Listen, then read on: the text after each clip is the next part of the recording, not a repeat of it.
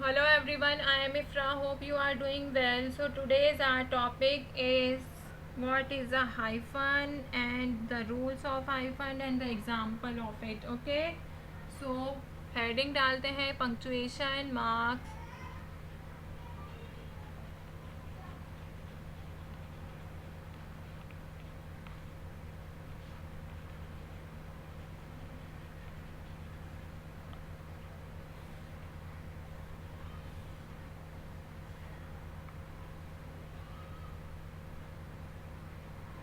तो सबसे पहले देखते हैं हाइफन क्या होता है. What is a hyphen. Okay,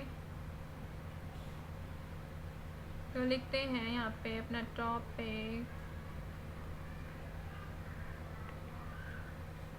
hyphen. A hyphen is a punctuation mark जो कि यूज़ किया जाता है use to combine two words. किस लिए यूज़ किया जाता है? टू वर्ड्स को जोड़ने के लिए, कंबाइन करने के लिए, टू फॉर्म कंपाउंड वर्ड्स बनाने के लिए.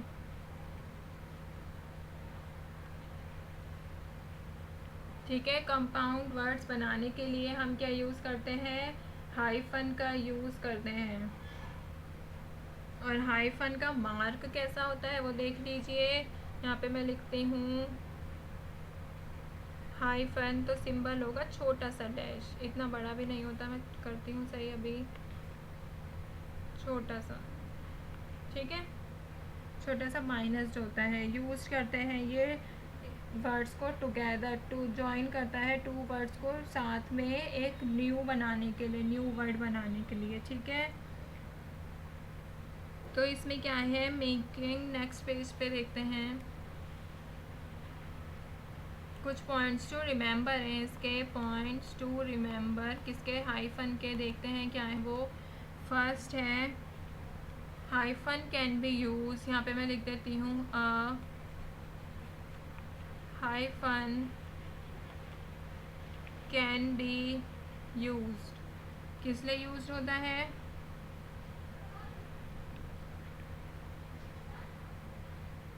To refer to physical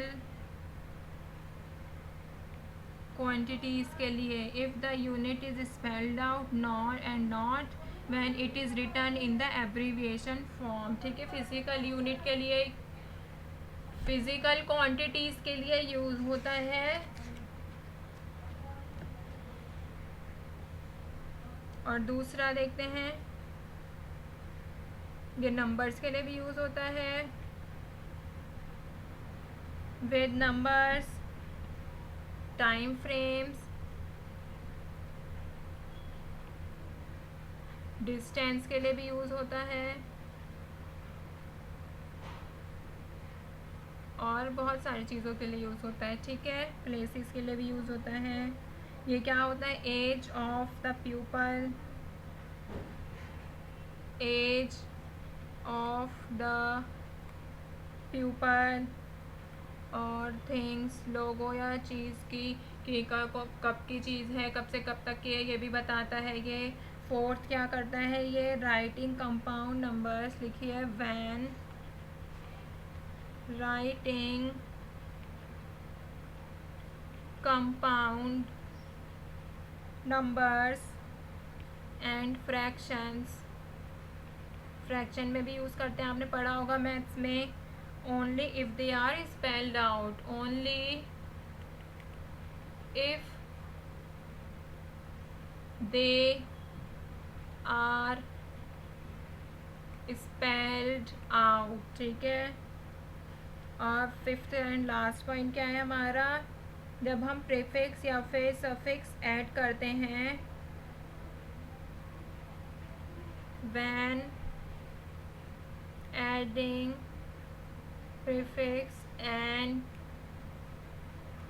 suffix, but not always, हमेशा भी नहीं होता है. ठीक है, ये ध्यान रखिएगा.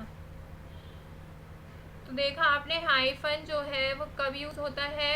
जब हम फिज़िकल क्वांटिटीज़ की बात कर रहे हैं, वो नंबर्स की, टाइम की, डिस्टेंस की, या फिर लोगों की एज, या फिर चीज़ की एज की, किसी पर्टिकुलर प्लेसेस के लिए भी यूज़ होता है। यहाँ पे हम प्लेसेस भी ऐड कर सकते हैं, या फिर कंपाउंड नंबर, फ्रैक्शंस के लिए भी यूज़ होता है। बट जब वो स्पेल्ड आउट कर रहे हो, या फिर व्हेन जब हम प्रेफिक्स या फिर सफिक्स का ऐड करते हैं, लेकिन इस केस में ये हमेशा यूज़ नहीं होता है हाइफन का, ठीक है।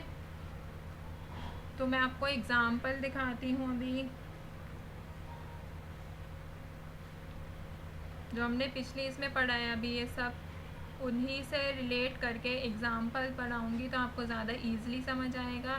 तो फर्स्ट एग्जांपल लेते हैं कि ये फ़िज़िकल क्वांटिटीज़ के लिए कैसे यूज़ होता है। फ़िज़िकल क्वांटिटीज़ जैसे कि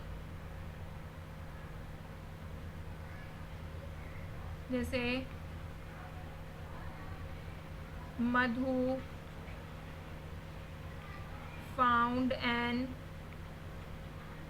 8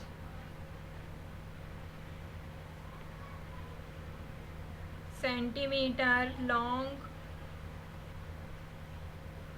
कमेलियन। कमेलियन पता है ना किसे बोलते हैं? गिरगिट को। कहाँ पर? Sitting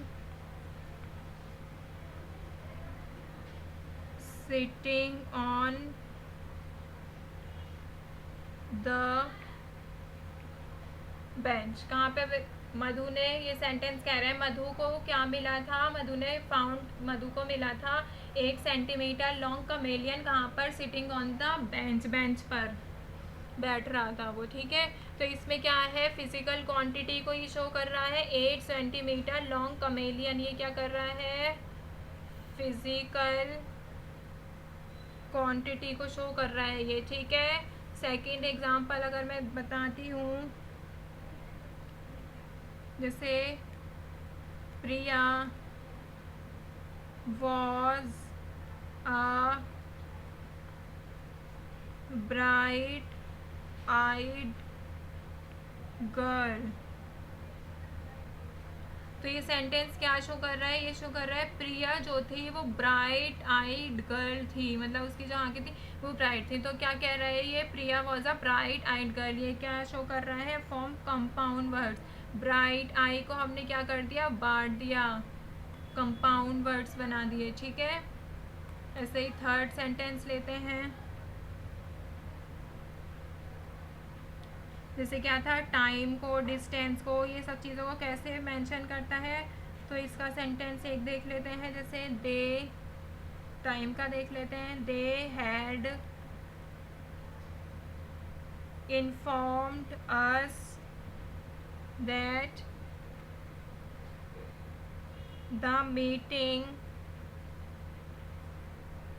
would be held from 5:30 to 7:30 PM। तो ये क्या शो कर रहा है? ये हमें टाइम को शो कर रहा है। यहाँ पे हमने क्या पढ़ा था कि ये क्या करता है? टाइम को शो करता है। नंबर्स को तो हमने इनमें से किसका एग्जाम्पल उठा लिया? टाइम फ्रेम का एग्जाम्पल उठा लिया। They had informed us that the meeting should be held कब से कब तक? 5:30 से 7:30 तक, ठीक है। तो फोर्थ एग्जाम्पल देखते हैं कि ये लोगों की एज या फिर थिंग्स की एज को कैसे शो करता है। जैसे लोगों की एज तो आप समझ जाएंगे, जैसे कि मैं आपको चीज़ की एज बताती हूँ, थिंग्स की। द 10-year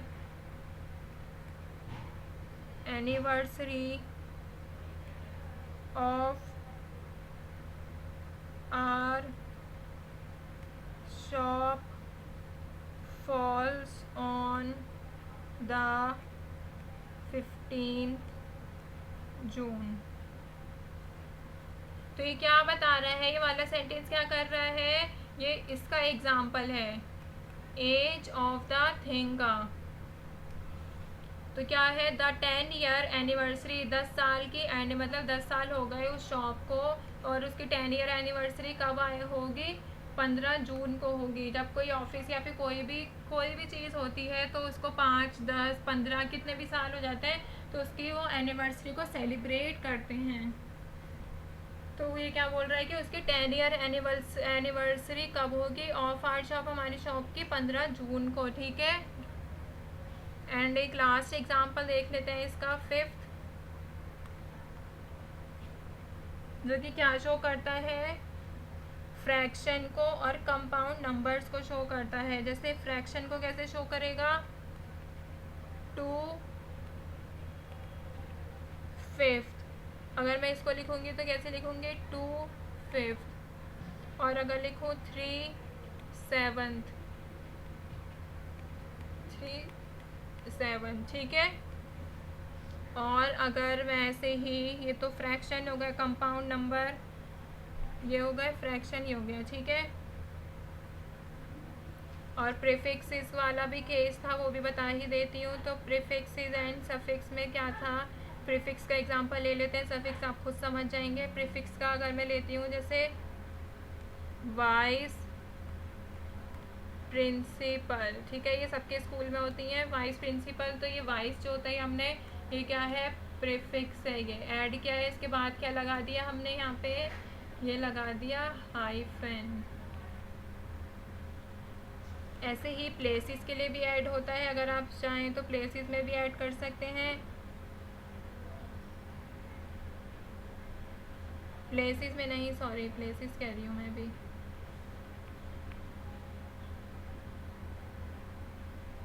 तो यहाँ पे हमारा ये चैप्टर होता है कवर, ये वाला जो टॉपिक होता है कंप्लीट होता है। कौन सा टॉपिक पढ़ा आज हमने, हाइफन पढ़ा, कब यूज़ होता है, एग्जाम्पल देखे उसमें कि एग्जाम्पल भी हमने एग्जाम्पल कैसे देखे थे, उसके जो रूल्स थे उससे रिलेट करके एग्जाम्पल पढ़े हैं।